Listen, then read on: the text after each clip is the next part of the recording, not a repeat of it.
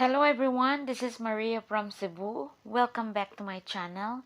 This is new channel guys kasi nawala na yung Donya Buding sa akin kasi aaminin ko nagkasala ako. So, hindi na natin pag-usapan yan. So, video for today, kumusta kayong lahat guys? Bisan pa man pandemic ngayon, dili lang gyapon ta makalimot sa Ginoo. Padayon lang gyapon ang atong pag-ampo.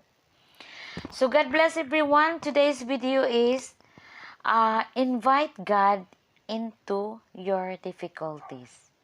Imbitahon daw nato ang Ginoo. Tawgon daw nato ang Ginoo sa atong kalisdanan, sa ato ang kalisod. Inaniron, COVID, pandemic, walay trabaho ang uban, na-close ang mga establishment, so na-close ang mga hotel, so nagkalisod jud ta. Nagkalisod jud ang tao karon, crisis jud kaayo. So panahon na ni gyud guys nga magtawag kita sa iya kay kung walay Ginoo ang atong kinabuhi, wa gitay mahimo. Dili kita makabarog kung wala siya. Siya ang punuan, kita ang mga sanga. Kung ang sanga dili makakunik sa punuan, mamatay ta, malaos ta. So masugba daw sa ang kato daw mga sanga, dauban daw to, wala daw ito'y kapusdanan. So ibig sabihin, kung dili ta makipag-connect sa iya ha, mahog og wala gitay kapusdanan. So ayaw gyud kalimti ang Ginoo sa atong kalisdanan, lalo na karon nga pandemic, COVID, panahon na ron sa pagbalik sa iya ha. Panahon na ron pagduol, panahon na ron sa pagkanang kapit patalim sa atong Ginoo. So ayaw mong kaguol guys kung wala mo ganito, ganyan, kasi di man na maiwasan sa ato ang kinabuhi nga wala tay kwarta, wala tay ganito. So padayon lang gyapon ta sa pag-ampo, instead magreklamo ta. Di na lang ta magreklamo nga mo ni muna kay dili man gina nato mugawas man gid ang atong pagkatawhanon no nga magreklamo ta, magbagulbol, mangyaw-yaw, manghagis, whatever diha, walang personalan no. Mao man ginay mahitabo sa kulang batas atong pagtuo.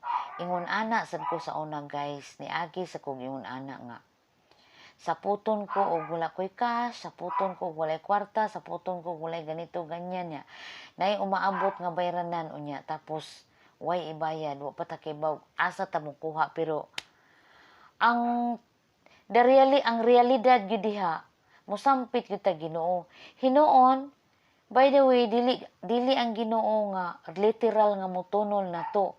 Mangita siya paagi, mangita siya tao nga mo'y makasangkap, mo'y makatagbo sa imuhang gikinahanglanon. Di ba? Ang kaning ako ang upload guys, base ni sa ako ang experience. Kay ako nabuhi ko sa mga pag-ampo. Kung ako guys, wa ko'y bana, wala ko'y abroad, wala lahat. Na ako'y igsuon nga nagpakturis Maynila, syempre naaman sad siya'y iyang kaugalingong pamilya, dili na ko isalig ang tanan. Manarbaho gyud ko, mangita ko kwarta, kaluoy sa Ginoo, nakapa-eskwela ko sa kong anak, nakapag-graduate ko niya, karon nagtrabaho na siya sa DepEd, gikaluyan ko sa Ginoo. So kinsa may makagasto ang nag-high school sa St. Catherine, di ko dato. Wa ko'y kalubinhan, wa ko'y kayutaan, wa ko tanan, dili ko daghang kwarta. Pero ang milagro sa Ginoo nga nakapahuman ko hantod siya pag college sa San Carlos pagyud. Kinsa may dili maka tai-tai anang San Carlos, Cebu City. Perti nang mahala, pero ang ako yung gilauman, ang akong gisaligan, ako ang Ginoo gyud kay wata gyud siya pamaagi guys, tinuod yun guys.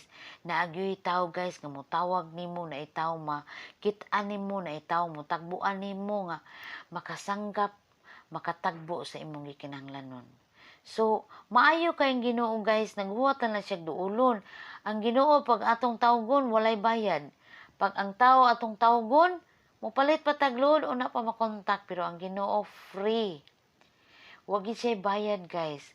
Pag atong tawgon ang Ginoo guys, dili gid cannot be rich. Pag ang tao atong tawgon, moingon cannot be rich. Pag ang Ginoo atong tawgon, naa dayon. Depende na na guys kung ang atong pag-ampo, pag-ubanan nato sa pagtuo mo connect gid na. Believe it will happen. Tuhui kay mahitabo gina guys. Kay ako good guys, I'm not perfect nga pagkatao, but I love God. Nagasalig gyud ko sa Ginoo. Bahala na mga tao nga mag-judge. Wa ko'y pakialam, wa ko'y labot. Ang Ginoo ra ako mo'y nakahibaw. Nganong ako man tong panumbalingon ang mga tao amto sila'y kalibutan. Ang Ginoo nga labing gamhanan, source of blessing, provider, supplier, strength, energy, kapiskay, kaabtik, guidance, knowledge, ug wisdom. Siya ang tag-iya anak sa tanan. Kung ikaw may pagsalig ka sa Ginoo, may tabo gina, matagbo gina imong gikinahanglanon, tuhoy gina. Magampo ganita, magtuo ganita nga naay Ginoo, wala gyud duha-duha. Dili 98, dili 99, 100 gina guys kay based on my experience talaga. So, dili lang nato ni patason. See you in my next vlog kay gabiin na guys. Thank you for watching.